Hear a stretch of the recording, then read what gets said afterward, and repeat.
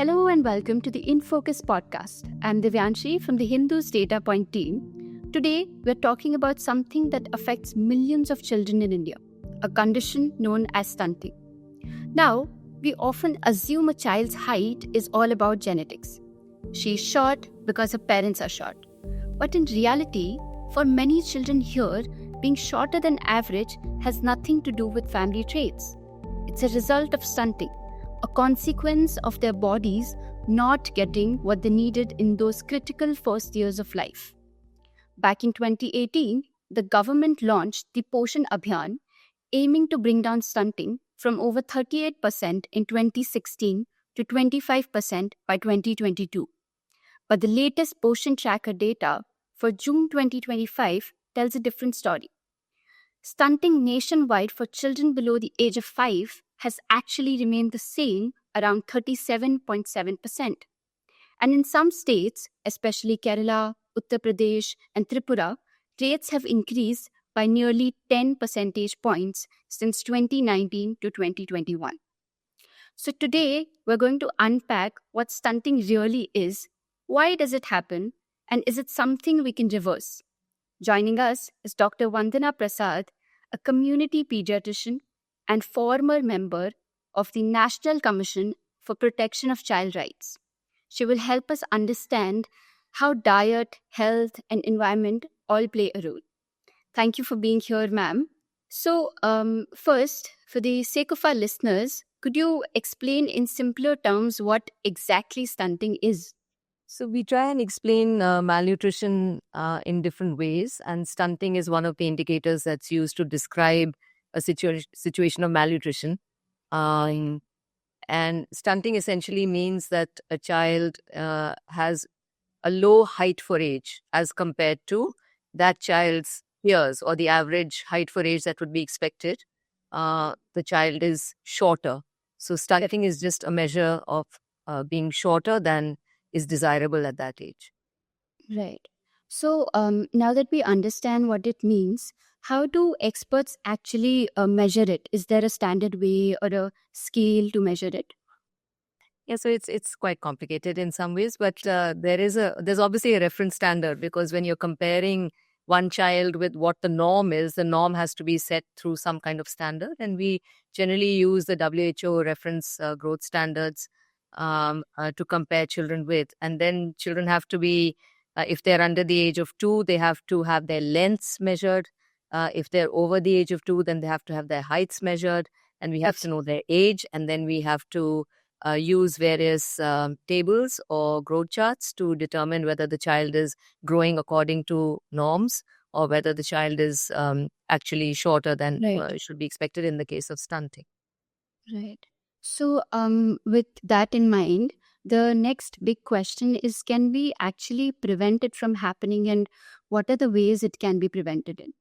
Of course, we can prevent it from happening. And that's precisely the reason why, the country had set the target of reducing stunting. How would you try to reduce something that's not reducible? So stunting essentially indicates a context of deprivation for children, right? So, and that's very important to understand. So now contexts of deprivation are formed by a variety of factors, and malnutrition often is described as a multifactorial condition where many different things affect the status of nutrition for a child. Not only food being very important, but many things. So it's a context of deprivation. It's a context of socioeconomic deprivation, and deprivations are to be prevented. Because all children have rights. All children are considered equal in our under a democratic constitution, and those rights would involve the right to food, the right to education, the right to live in a decent environment, to have decent housing, to have water and sanitation, and so on and so forth. So many different elements basically combine to form this context of deprivation that finally gives rise to stunting, and it's all absolutely preventable. I think the question that you're really trying to get at is whether it's a genetic condition and so therefore not preventable because we are genetically short. Right. It's been a source of great debate, over the issue of stunting. And while genetics do play a role, the larger components are the social and economic components, which are entirely preventable. And it must be said that genes themselves are not immutable. Correct. Genes are not static.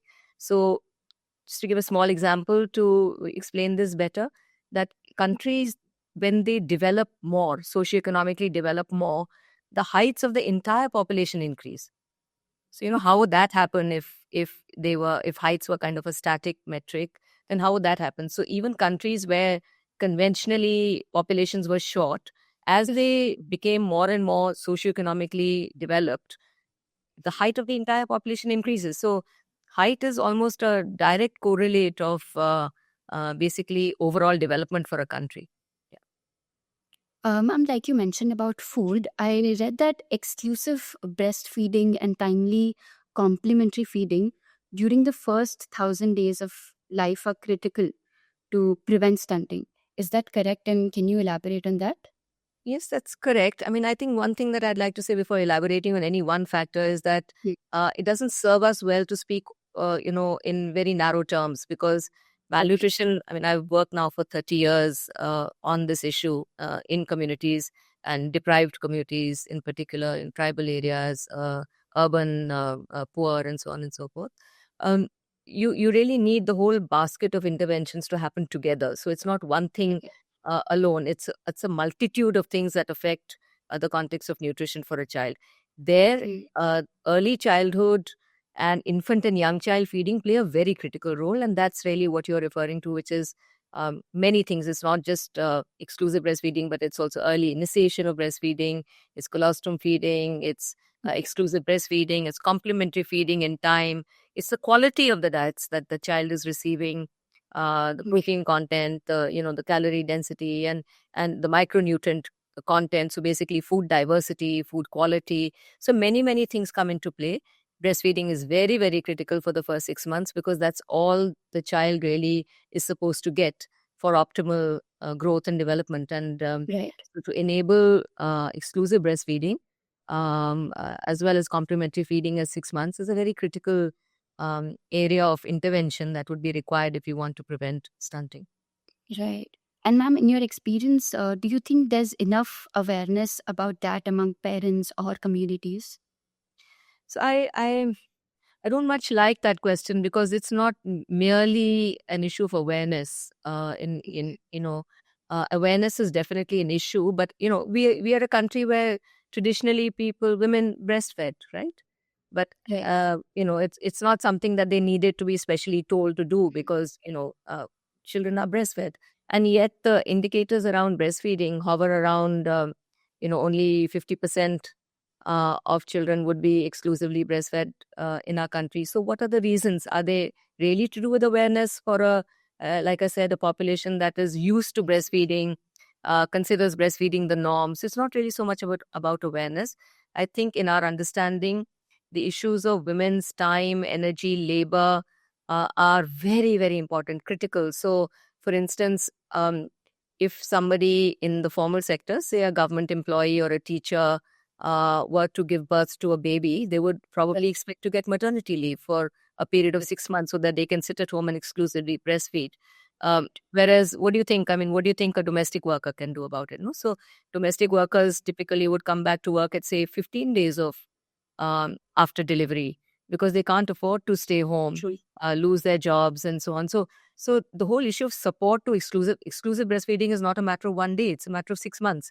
And all women work in various ways, whether inside the house or outside the house. All poor women work even more in terms of uh, economic activity, either within the household, on their own farmlands, with animals, with rearing animals, with caring for animals, with caring for other people in the household. So women carry a triple burden of work at all times, which is housework, which is childcare, and it's also economic work, right?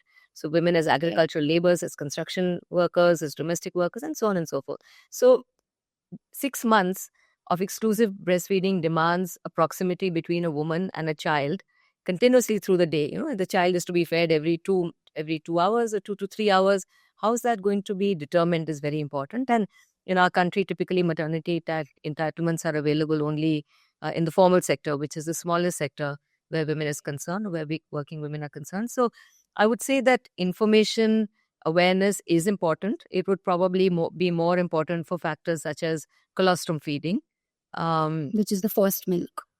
which is the first thick milk, where some, there is a tradition in some communities to discard that. And so we do work with communities to generate more information. But where exclusive breastfeeding is concerned, I think a lot of it is to do with the kind of support that's available to women to be able to stay home and to exclusively breastfeed. Where complementary feeding is concerned, again, it is a matter of awareness to a large extent, because women continue to breastfeed till the child is 1 year and 2 years, which is a good thing, but they don't necessarily introduce semi-solid foods correctly at the age of 6 months. So it's a combination of various things that are needed. Awareness is important. Information sharing is important. To do it in a way where community understands through processes which engage them as respectfully, as partners, in fact, as more invested in the whole business, because it's their children, and they have to look after their children. So their interest has to be greater than ours.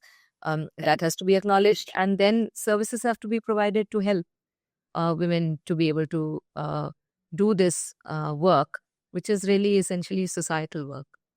So Right. Yes. And what about the mother's nutrition during pregnancy? It is obviously very much linked directly to stunting in children later in life. Very, very important question, because we see that stunting is already present at the time of birth for almost 50% of our stunted children, right? So all that has happened while the baby is in utero, in the mother's womb, and is really a reflection of the mother's own health and nutritional status. So, and this is also how stunting becomes intergenerational. So a stunted mother, for example, is very much more likely or at risk to be producing a low birth weight baby with stunting. And if that baby is a girl child, then would potentially become a mother later on in life. And therefore, the whole business of stunting goes round and round cyclically. And the same community intergenerationally suffers from deprivation, one generation after the other. So a stunted mother would give rise to a low birth weight baby, perhaps with stunting, who later on may become a stunted mother again, and then again give rise to a low birth weight baby. So low birth weight has a very strong correlation to stunting, and low birth weight is really determined by the mother's health and nutritional status. So looking after women and women's status in society is a key aspect of stunting. And in fact, if there were one indicator that strongly correlates with all child undernutrition, it's women's literacy, whether women went to school or not, and got an adequate education. So over and above, exactly what is to be fed, what messages are to be given, if we just improve, and that's part of overall development, like women as equal citizens of a country should be going to school and should be receiving an education. And if that were to happen, a lot of all this undernutrition, wasting, stunting, and so on would actually come down significantly. Right. So essentially, if a baby grows in a nutrient-rich womb, its body is prepared for abundance later in life. But if a mother is undernourished, the fetus kind of adapts to the feminine environment, and it would shrink metabolism to survive. Right. And adding to that, does maternal anemia make stunting more likely? Oh, yes, absolutely. So maternal anemia is also a consequence of maternal undernutrition to a large extent. And we know that anemia is a very common, is really highly prevalent in India, both amongst women, pregnant women in particular, and also amongst children. So anemia is just another way of expressing basically that context of undernutrition and deprivation. So it's yet another indicator. It's a micronutrient indicator rather than a it's a micro indicator rather than a macro indicator. And but it's very, very significantly associated with stunting, yes. Right. I also stumbled upon some discussions linking cesarean sections with stunting. So, could you explain if there's really a link and how one might lead to the other? Yeah, I mean, I think that's not a very major point, but there are ways or pathways by which, see, first of all, cesarean sections. There are many confounders here because cesarean sections happen also in peculiar contexts, and those same contexts that are causing the cesarean section may also be causing fetal undernutrition. So there's some distress to the fetus in utero that is leading to a cesarean section. That distress per se would also lead to the fetus in utero not developing and growing properly. So there's that angle to the research. But equally importantly, we know that children who are born out of cesarean section or after cesarean section would not get the early initiation of breastfeeding. There are problems with breastfeeding, and that would arise also as a consequence of cesarean sections. But so it's a combination of many things. Cesarean sections happen when there's a problem. Otherwise, the woman would be, she would be delivering normally. And the problem that's leading to the cesarean section could also be leading to the undernutrition of the fetus and stunting in later on life. The context of cesareans happening not in the best case scenario, for example, in hospitals that are not geared to looking after cesarean sections, would also not be geared to looking after the babies, and therefore causing early, some problems in early life, including sepsis, disease, and illness. We haven't talked much about illness, but illness and disease also contributes to stunting very significantly. So these are the contexts of the cesarean section that can affect the baby in parallel, and cesarean section directly can affect the woman's ability to initiate breastfeeding and to breastfeed her baby because she herself is sick. She has suffered from stitches, or she's possibly isolated from the baby. The baby has been taken away to SNC or NICU or somewhere else. It's a common problem that we are trying to combat, and trying to ensure that breastfeeding is not affected by cesarean sections as much as it currently is. Right. So, it's not an obvious connection, but we can see the percentage of cesarean section has increased from 9% in 2005 since to 22% in 2021. And speaking of factors during pregnancy, there's also the question of teenage pregnancies. Are babies born to teenage mothers more prone to stunting, and why would that be the case? Yes, they are, because again, we are having a pregnancy in a less than optimal situation. A teenager's body is not ready to be pregnant at all, and that's why there's practically a legal ban on marriages under the age of 18. And yet it happens. So we have almost a fairly high percentage of marriages happen under the age of 18, and typically the first pregnancy happens within about a year of that marriage. So uh, considering that the woman's body is not prepared for pregnancy, her state of nutrition is not optimal. Most of our teenagers are anemic, and are very many of them are underweight. It stands to reason that the baby is going to be of low birth weight. Even after that, even the baby is born, even if the baby is born of good weight, I think a teenager's capacity to look after babies, I mean, that's not a teenager's job. So essentially, again, all those factors come into play, which is caring for that baby, being able to eat enough your own selves, and so on and so forth. And typically, um, I spoke of women's empowerment. I mean, women have um, uh, a reduced power in our societies. Teenagers have even less. So, in every possible way, teenagers deprived of rights herself, health and nutritional rights herself, power herself. And that definitely impacts any baby that she would produce. I mean, it just stands to reason. It's very logical. Right.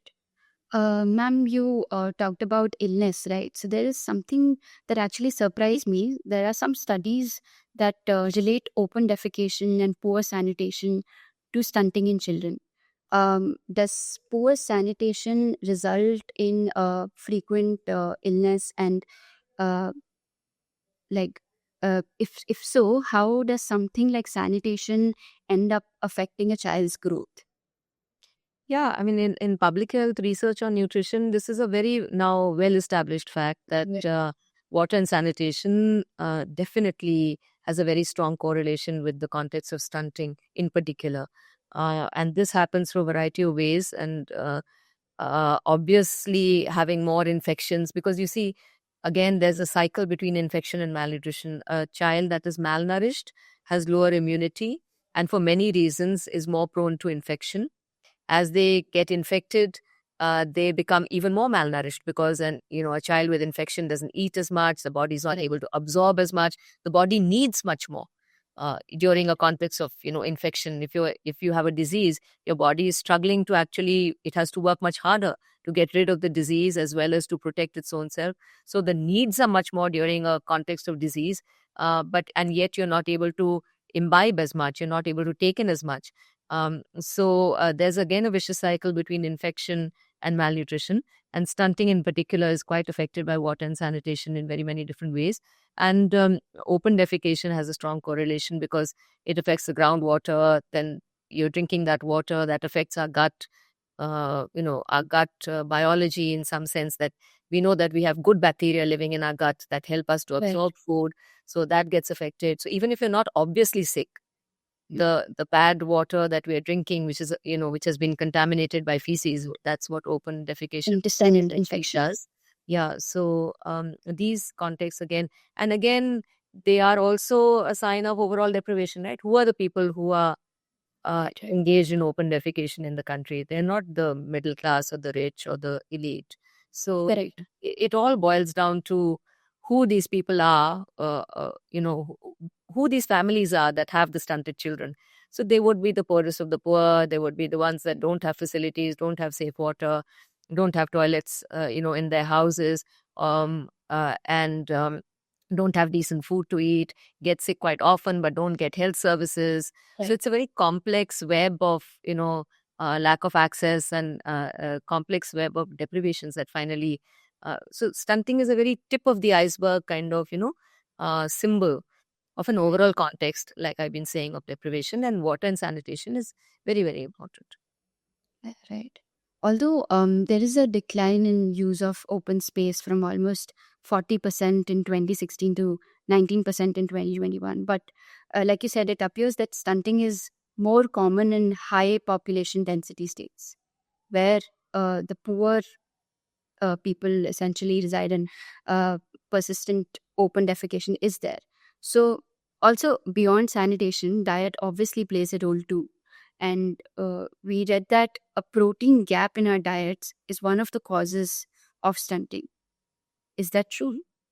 Yes, again, it's not protein alone, but protein is a very important aspect of it, especially because in India, we do have a protein gap in our consumption, right? So we need all nutrients to work well together. That's why we speak always of balanced diets. So, if you say protein required, it doesn't mean just start eating whey protein and, just eat out of packets. So it's really, you need everything together. You need the carbohydrates, you need the protein, you need the micronutrients, you need the fruits and vegetables. But in India, what is the context? The context is that we are really living mostly on carbohydrates, and the poorer we are, the more we are surviving on just carbohydrate diets. So the areas where I work in Adivasi areas. People eat mounds of rice because that's about all they have access to. So even the consumption of something we take for granted like dal would be once a week. In some communities, once a fortnight, once a month. These are startling statistics for people because we are used to looking at averages. And, in India, averages don't serve us. So we have to disaggregate and see exactly what is happening where. Even if you just look at Delhi, you would think that, Delhi urban population and average would be high. But Delhi slum may be worse than sub-Saharan Africa in terms of diets as compared to, say, Delhi upper middle class or even middle class. So we do have a problem with protein consumption in our diets. Our population is very largely non-vegetarian consuming, but they don't have good access to non-vegetarian foods out of economic constraints. So we are not managing to do very well on protein. And again, the more disaggregatedly we look at data, this becomes more evident because if you look at broad averages, the protein gap doesn't seem to be very high. But where I work in areas where stunting is as high as 60%. My own data tells me that. My data over 30 years is telling me that. Stunting to the tune of about 60%. And protein consumption is really pathetic, really low. In fact, fortunately, in states like Odisha, where eggs are being given in the public, systems of special of supplementary nutrition, like through the Anganwadis and the midday meals, that's about the only source of protein that a child actually has. That what the government is giving. Otherwise, when we do dietary analyses of these populations, as I said, even dal is really very infrequent. So, and there's a fair amount of data that substantiates this. So, it's not that protein is the only thing, but in our context, protein deficiency is highly contributing. And when we speak of sources, you see, when we eat, we don't eat protein. You eat a food that is rich in protein, but it doesn't have only protein. So when you eat food that is rich in protein, which is typically animal-based foods, you also get micronutrients. You also sort out your anemia, and you get a fair amount of energy out of that also. So it's not as though any food is just vertically just protein, just carbohydrate, just iron. So foods are composite things, and that's why we need dietary diversity. Something where the data tells us Indian children are really in a sad state, where only about 10% of its children are getting a minimum adequate diet, right? So that's a very, very key piece of data to actually keep our finger on to determine whether children are doing well in this country or not. Also, ma'am, one important thing, why does Kerala, one of the India's wealthier states, continue to experience significant levels of child stunting? And how does socioeconomic class within the state and interstate affect? Yeah, that's a very, very interesting question because, Kerala has been in the forefront of achieving very good measures of development overall on child mortality and also various other maternal mortality and so on and so forth. It's known for good healthcare services. It's known for a largely urban, population. And urbanization is something that the country is seeing in any case, very many large numbers of the Indian population now live in urban and peri-urban areas. So what is really happening there? And we're seeing that stunting is not restricted to the poorest of the poor either. So you say in the case of Kerala, which you're raising, that decent socioeconomic indicators, and yet stunting continues to be an issue and maybe has even gone up a little bit. Right. So now this leads us to some very, very important trends that we're seeing in modern life. One is again diet. So Right. consumption of processed foods. I mean that's really a very dangerous scenario that we are perceiving as public health nutrition people. That the consumption of processed foods, so-called junk foods, high in fats, salt, and sugar, that's really high. It's high all across the country. It's high even in the deepest rural areas, in tribal areas, in forested areas, and it's tremendously high amongst the urban poor in particular because the contexts are that parents are working in very, very insecure circumstances, and who is there to cook food for children and feed children and so on. And it's also very, very prevalent in the the better off sections of our country. So within the middle class also, because it's become an aspiration, and so this is leading to again poor quality diets. Strangely, that you're spending on pizzas and burgers or whatever it is that constitutes your interest at that point of time, and not really eating fresh foods. So it is really the richest of the rich who are eating this organic salads and freshly cooked meals, several times a day and so on and so forth. Right. The poor are continuing to eat from vendors around them because of their context of work. Women hardly have the time or the money to cook, 3 times a day, hot cooked meals full of vegetables and fruits. I mean, the WHO recommendation is 5 servings of fruit and vegetable a day. Who can afford that really at common prices, no? So people are eating a hell of a lot of cheap food, which is this processed food, which is not contributing to growth and development at all for children. And so that's one cause of stunting. And the consequences are what we're seeing, that we are stunting. Stunting is happening along with overweight and obesity. Right. And this is very dangerous because in future children, and we are seeing this now, the risks for developing non-communicable diseases like diabetes, hypertension is also increasing. So we are seeing this undernutrition at one end of the spectrum, and we are seeing overnutrition of a particular kind at the other end of the spectrum. but the root causes are the same: inadequacy of diets, poor quality diets, and the consequences are almost as bad, one to the other. So, but it's, I think, important to keep track of the fact that we are an urbanizing nation, and as as people shift to cities, and maybe there's a higher availability of cash, but there might be a lower availability of good quality diets nonetheless. In fact, that's the truth of the matter. So a good question, and really illustrates a different side of the story where stunting is concerned. Right. So basically, what we're calling a balanced diet is the least cost cereal based diet. We don't call that a balanced diet. That's not a balanced diet. So it would be wrong to call that a balanced diet. That's what people are eating to fill their stomachs. Yeah. Right. And if a child is already stunted, is it reversible? Can we completely undo the damage, or is it only partially reversible? And if growth can be recovered, what steps need to be taken? So yes, there is, I mean, like, whether every child can be guaranteed a complete recovery is not certain. But we do know that children will improve most certainly if interventions are made. So I think the question of whether it is completely reversible or not is really a moot question, not really very valid, because our job is to make sure that children do as well as it's possible for them to do. Some children may regain completely the height that they deserve, because there's such a thing as a catch-up growth. So, if you're born in a very, if the stunting has happened because of a very acute deprivation, meaning a short-term thing, the chances of recovery are that much, full recovery are that much higher. If it's a case of chronic deprivation, which most stunting is, then maybe the recovery is more likely to be partial, but then so what? I mean, we still have to go ahead and do everything that we need to do, and some children will recover fully, and some children may not gain their full potential.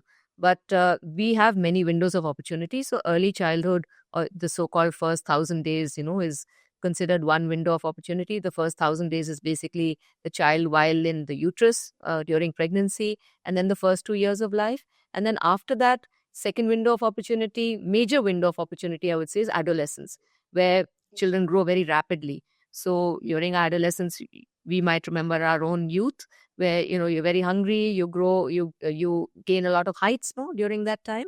So children will suddenly shoot up, and if they're getting the right nutrients, they will suddenly shoot up. So that's another opportunity for us from the public health nutrition point of view. But that's not to say that between the age of 2 years and adolescence, you should call it a rest and not do anything. So the children do grow, and they grow steadily. So at every point of time, there is no case of giving up on stunting. We have to continue to intervene and continue to provide the best case scenarios, better diets, taking care of illness, taking care of whole families, taking care of poverty, taking care of gender. All these things have to happen at every stage of the life cycle. But if we were to say biggest bang for buck, then it would be early childhood, first 1,000 days, and it would be adolescence, and then again it would be at the period of pregnancy. So these are three part of the segments of the life cycle that are considered critical, because that's where the most rapid growth happens. So it makes sense to intervene here. Doesn't mean not to intervene in between, but it makes sense to intervene here.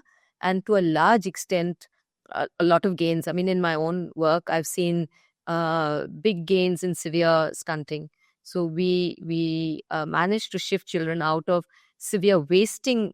I know this podcast is not about wasting, but severe wasting, almost to the tune of 86%, will make an improvement from wasting, and about 40%, 40 to 50% will recover completely, 100%. With stunting, it's not so dramatic. It takes a longer time, but there are very specific shifts away from severe stunting, and that's quite visible in data. So there is always a gain to be had by intervening in stunting, and those gains would require better quality food, protein-rich diets, better quality micronutrient-rich diets, iron-rich foods, which again coincide with what is protein-rich in this case, looking after health and wellness more, looking after women so that they can take care of their babies and provide for infant and young child feeding, which is entirely in their hands, really. At least breastfeeding is entirely in their hands. So supporting women to breastfeed well by giving equitable maternity entitlements to all women, supporting them at the workplace, and providing information as well to add to all of this. So a lot of work remains to be done for all of us. And yeah. Yes.